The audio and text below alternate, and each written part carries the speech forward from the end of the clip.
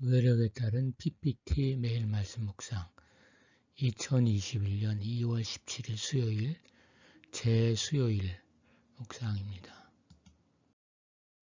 오늘의 말씀 요엘 2장 1에서 2절 12에서 17절 또는 이사야 58장 1에서 12절 고린도후서 5장 20절 하반절에서 6장 10절 마태복음 6장 1에서 6절 그리고 16에서 21절입니다.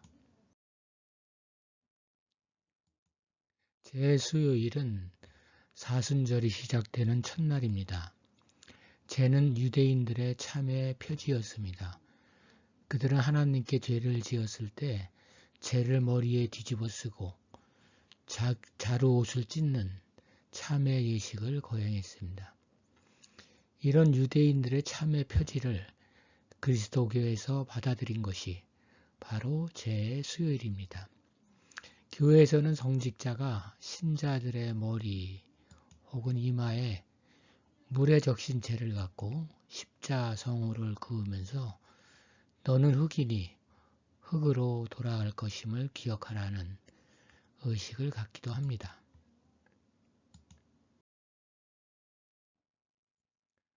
오늘의 말씀 첫 번째 본문 요엘 2장입니다.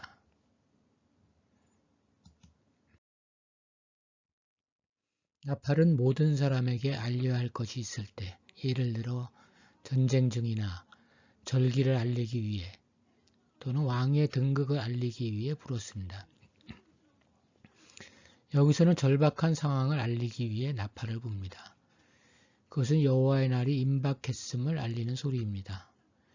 본래 여호와의 날은 이스라엘에게 소망스러운 날이며 구원과 승리의 날로 인식되었습니다.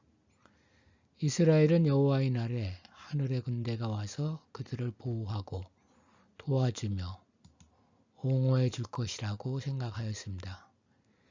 그러나 요엘은 도리어 이 날을 참혹한 심판의 날로 선포합니다. 그날은 이스라엘이 두려움에 떠는 날이 될 것입니다.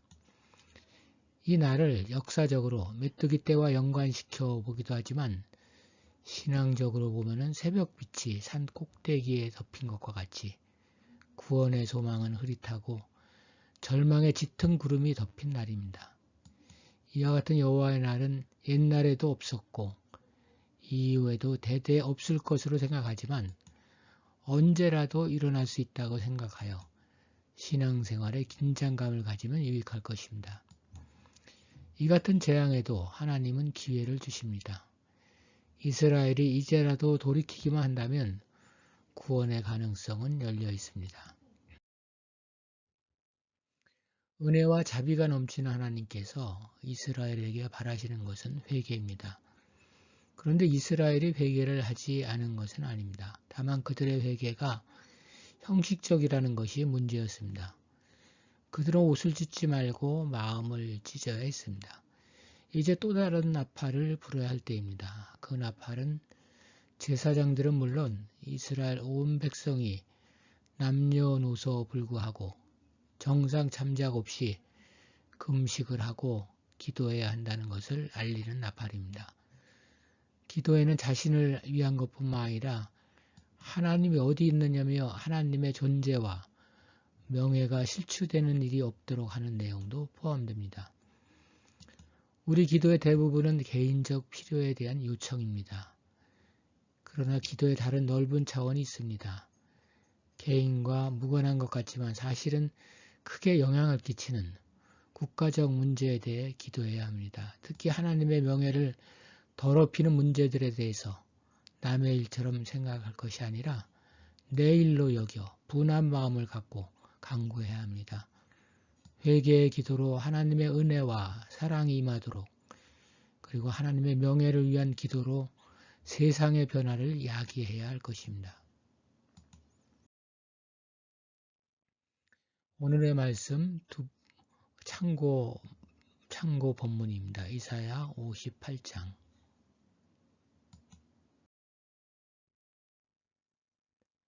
오늘의 말씀 세 번째 본문 고린도후서 5장 그리고 6장에 나온 말씀입니다.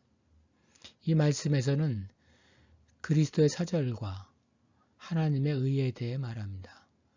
둘 다 대표자를 의미합니다. 즉 그리스도의 사절은 그리스도를 대표하기에 그리스도처럼 해야 한다는 것이고, 하나님의 의는 정의로운 하나님처럼 그를 보고 하나님이 의로우신 분임을 알도록 해야 한다는 것입니다. 그러기 위해서는 어려움들을 잘 참아내야 합니다. 그렇지 못할 경우 덕이 되지 못합니다. 견뎌야 할 것들은 환난과 궁핍과 고난입니다. 환난은 육체적, 정신적, 영적으로 압박받는 체험을 말합니다. 궁핍은 역경이 끊임없이 닥쳐오는 상황에서 겪는 고통을 말합니다.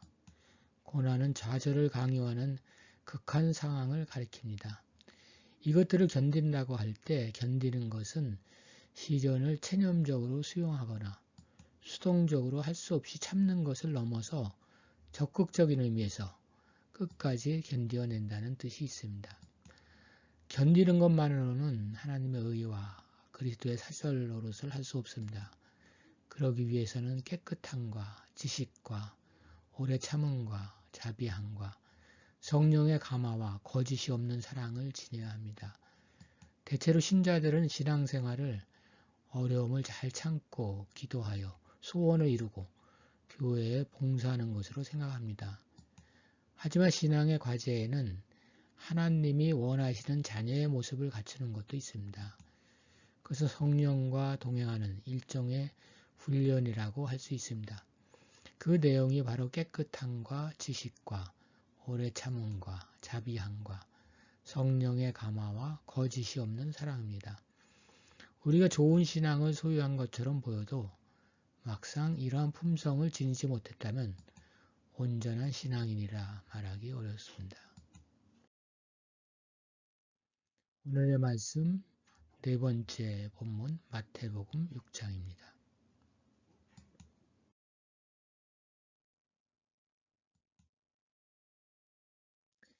여기에 등장하는 말씀의 소재들은 유대인들이 지켜오던 세 가지 종교적 의무, 즉 의, 기도, 그리고 금식입니다. 유대인들은 이 의무들을 행하되 남에게 보이기 위해서, 그래서 법적 의무를 다했다는, 그래서 사람들로부터 경건한 자로 인정받기 위해 행했습니다. 주님은 이 율법적 행위를 법적 구속으로부터 해방시키십니다. 본질적으로 선한 그와 같은 행위들을 그것 자체가 아닌 다른 사람들의 인정과 연관지음으로써 그 순수성을 더럽혔다는 것입니다. 사람은 몰라도 하나님은 그와 같은 태도를 무가치하게 여기신다는 것입니다. 그들의 행위들은 외식이라는 말로 요약할 수 있을 것입니다. 외식은 가면을 쓰다, 위선적 태도를 취하다, 본모인차하다는 등의 뜻입니다. 결국 사실과는 다르게 행동해서 타인과 자신을 동시에 속이는 악행입니다. 외식하는 자는 세 가지 유형으로 분류할 수 있습니다. 첫 번째는 악하면서도 선을 가장하는 유형인데, 이런 사람은 자신이 남을 속이고 있다는 것을 알고 있습니다. 두 번째 유형은 자기 만족에 도취하여 자기도 모르게 자신을 속이면서 또 타인을 속이는 유형입니다. 이런 유형의 외식자들은 보통 스스로 경건하지 하지만 타인을 속이지는 못하고 곧 발각됩니다. 아마 예수님의 책망을 들었던 당시의 바리새인들이 이 유형에 속했던 것 같습니다. 세 번째는 외식을 하면서도 하나님과 사람을 위해 스스로 가장 훌륭한 일을 하고 있다고 믿는 유형입니다. 이것은 가장 완벽한 위선입니다. 따라서 이들은 타인들로부터 존경을 받으며 그 행위를 보는 모든 사람을 속일 수 있습니다. 그런데 사람들은 속일지 몰라도 하나님은 안 속이지 않는 것입니다. 하나님은 그들 외식자의 은밀한 것, 사람들이 보지 못하는 것, 가려진 것을 볼 수 있기 때문입니다. 하나님께서 인정하시는 선행은 사람들이 모르게 행하는 것입니다. 나아가 자신도 그 일이 선행인지 모르는 경우입니다. 그리고 더 나아가 하나님과도 상관없이 행하는 것입니다. 하나님은 보이지 않게 숨어서 계시는 분이고 남모르게 숨어서 보시는 분이십니다. 그런 은밀한 하나님이 자신의 행동을 보아주시기를 바라고 한다면 그건 역시 위선입니다. 그러니까 기도해야 하면 기도하는 것이지, 거기에 또 얼마 동안 기도했다거나 구제하며 하는 것이지 얼마를 냈다거나 금식을 하게 하면 되는 것이지 며칠 동안 했다느니 하는 것들은 모두 외식입니다. 사람은 물론 자신이나 하나님을 의식하지 않고 착한 마음을 따라 어떤 대가와도 무관하게 그냥 하는 것, 주님도 칭찬하실 순수한 율법 준수라고 할 수 있겠습니다. 이스라엘 백성들은 임박한 재앙 앞에서 어떻게 처신할 줄 모릅니다. 오직하면 하나님께서 나서서 회개를 촉구하겠습니까? 더구나 구체적으로 누가 어디 모여서 어떤 내용으로 참회의 기도를 드리라고까지 말씀하십니다. 이스라엘 백성들의 약점은 주어진 율법을 겨우 지키는 것으로 하나님 섬기는 것을 대신하려 했던 것 같습니다. 그래서 율법의 정신은 하나님의 자녀로서의 자격을 갖추는 데 실패했습니다. 바울은 그리스도인들이 소극적으로 범죄를 하지 않기 위해 주의하는 그 이상으로 적극적으로 하나님의 의를 드러내는 그리스도의 사절이 되어야 한다고 합니다. 그래서 어쩌면 사람들이 보기에 참 그리스도인의 모습일진데 그것은 신앙인인 척하는 가식을 넘어 진정 성령께서 주시는 마음에서 이웃을 사랑하는 차원에서 살아가는 모습입니다.